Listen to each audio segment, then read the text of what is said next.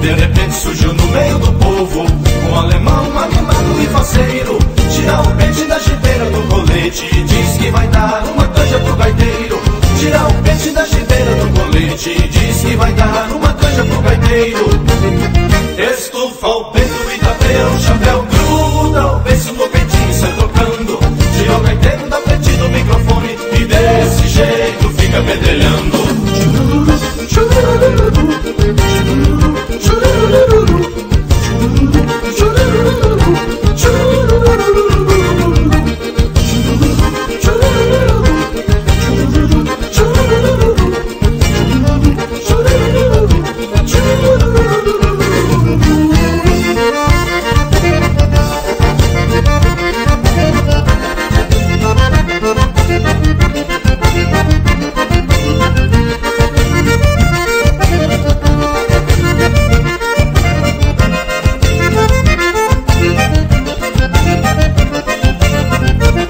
E o fandango continua bonitaço, algumas velhas apreciando o tocador.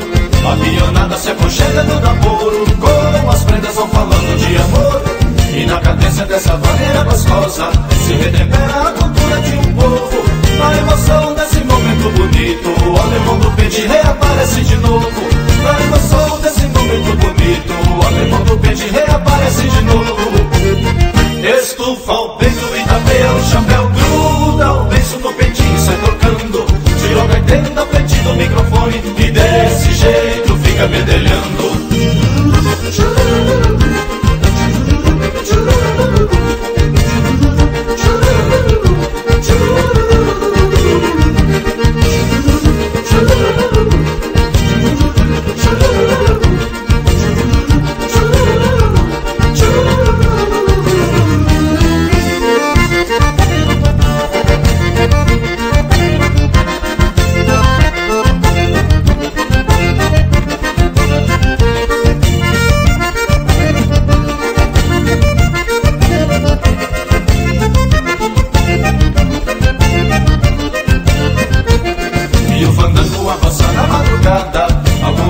Cochilando pelos cantos, os mais afoitos não perdem nenhuma marca. Bate os cascos sem nunca sair do tranco.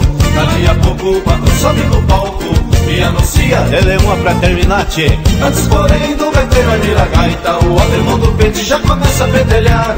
Antes porém do gaiteiro abrir a gaita, o alemão do